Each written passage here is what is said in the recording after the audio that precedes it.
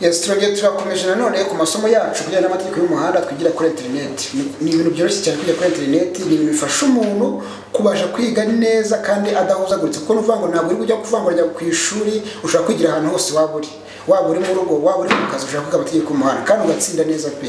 Nuvuga ngo ushaka gushidikanya kuvuga ati ku ishuri mwarimu abanyeshuri babaza umwarimu agasubiza, nawe nugira ikibazo uzabaza kandi tuzagusubiza nta kibazo, imwigizi zashire.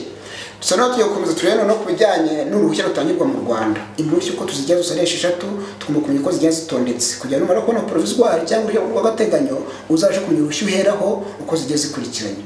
Icyabe turavuga hano hejuru ngo nawe ushobora gutwara ikinyabiziga kigendeshwa na moteri mu nzira nyabagendwa adafite kandi atitwaje uruhushya rwo gutwara ibinyabiziga rwatanzwe na polisi y'igihugu. Muvana bakoze umutanga impushya zo gutwara ibinyabiziga uzava ko ari polisi y'igihugu. Polisi y'igihugu nizitanga. So akandi kantu nababwira none kubyerekeranye uko uruhushya rutangwa nuko ruteye. Bashaka kubaza ngo uko uruhushya rutangwa nuko ruteye bigenwa n'iteka ryande. Nuvuga ngo uko uruhushya rutangwa nuko ruteye bigenwa n'iteka rya Minisitiri ushinzwe gutwara abantu n'ibintu yabisabye na komite ishinzwe umutekano mu muhanda. Nuvuga ngo komite ishinzwe umutekano mu muhanda irareba ikagenzura yabara rwarushya rwagize ikibazo cyangwa abantu yo kurwigana benshi ikabasha gusaba Minisitiri ushinzwe gutwara abantu n'ibintu akabahindurira. Nuvuga ko ruteye nuko rutangwa bigenwa n'iteka rya Minisitiri ushinzwe gutwara abantu n'ibintu.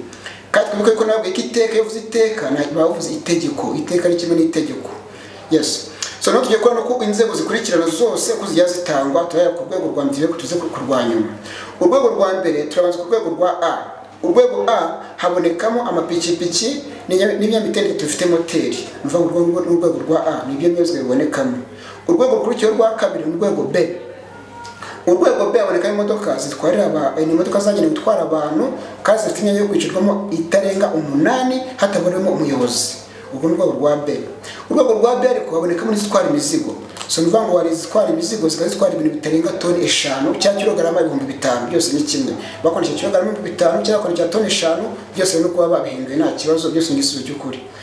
Then turabona noneho turavuga ngo ku rwego rwa B bashobora gushyiraho karemano kigatoye. Karemano twabonye kujyana n'ubusone bw'amagambo twavuze ko mu rukino bivuga mu rukere yose ifite uburemere ntarengwa bwemewe butarenga kilograma 750. Nuvuga ngo urwego rwa B zo modoka bura modoka twita ngo ni Heregisi bashobora gufata karagarenze kuko kari mu rwego rwa B bashyiraho karemano kigato.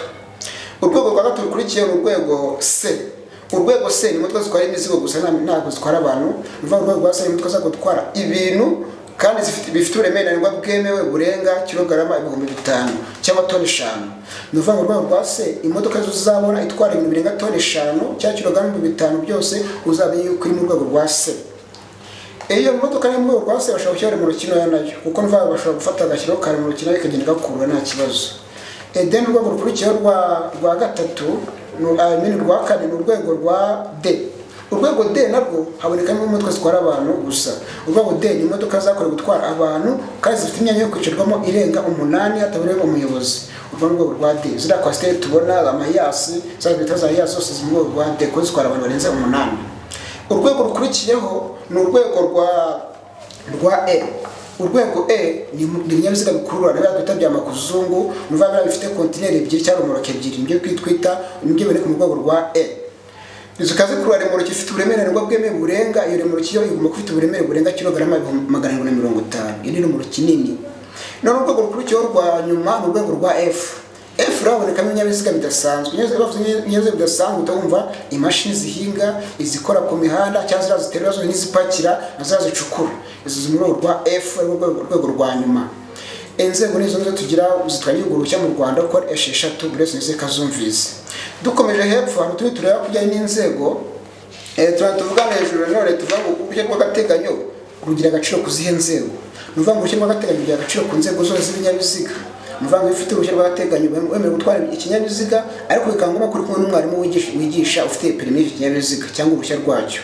Nuvuga ngo rwa sinakoze ufite agaciro ayemini n'abakoza ngo urwego rw'agateganyo ufite agaciro kuzihe nzego.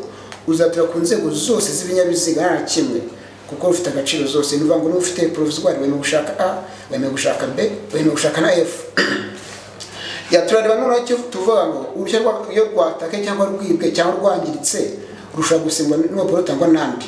Nuvuga permis ushobora kuba yashaje cyangwa yatakaye cyangwa bayikwibye. Uzagusaba icyemezo kwandikwa procureur Republika. Nuvuga procureur wa Republika n'utanga icyemezo gisimbura uruhushya rwibwe cyangwa rwangiritse niwe utanga icyemezo kigisimbura. Akandi twavuga hano hepfo twavuga ku binyabiziga bijyanye n'ibinyabiziga byigirwaho ibinyabiziga byigirwaho birangwa n'iki? Nuvuga ibinyabiziga byigirwaho birangwa n'inyuguti ya R ndende yanditse mu ibara ry'ubururu yandikishije umweru. Iyi nyuguti bashobora kubaza ngo ifite ubuhagarike bungana cyangwa uburebure. Nuvuga iyi nyuguti ya R ifite uburebure bwa santimetero 15. Niko nyuguti igomba kubireka n'iranga cyangwa ugasanga handitseho icyapa yanditseho amagambo auto école. Auto école yandikishije ibara ry'umukara. Byose ni ibiranga ibinyabiziga byigirwaho gutwara. Yes, ku nzego z'ibinyabiziga nibwo twagarukira ngo ku nzego zifite inzego 6 twazivuze ngo bakwajije ngo urwego rwa A ni habonekamo ibinyabiziga biwe tumye kari ipikipiki n'ibinyamitende dufite moteri. Yavuze ibinyamitende dufite moteri tuvuze ya pikipiki itwara imizigo. Bakubaza noneho urwego rwa C. Baravuga ngo urwego C ni imodoka zakorewe zihabonekamo ibinyabiziga bikurikira. Bakubaza ngo A imodoka zitwara abantu ibintu birenga tone 5. B imodoka zitwara ibintu bitarenga tone 5. D baba ni imodoka zajya gutwara abantu barenga 8. Waturanditse ngo ni imodoka zajya gutwara abantu barenga ibintu birenga kilogramo 5 cyangwa tone 5. Byose ni kimwe. Nibandika tone 5 ndakana kilogramo 5 byose nta kintu aho bitandukanye, byose ni ibintu bisa. Wenda twara ku urwego rwa D bakunda kubaza nivuga urwego rwa D twaye kari imodoka zitwarira abantu hamwe kandi zifite imyanya yo kwishyurwamo irenga 8 hatabarimo umuyobozi. Nuvuga twanye mu rugero rw'izo modoka kandi haboneka mu zira yasi cyane ziraza kwa stage zitwara abantu barenga 8 mu rwego rwa D. Nuvuga bakunda kubaza ati ni mu rwego rwa D ni imodoka zimeze gute, ugavuga ko ari imodoka zakoze gutwara abantu kandi zifite imyanya irenga 8 hatabarimo umuyobozi. Niba kujyana n'inzego z'ibinyabiziga ari ibyo ngibyo twavugaho.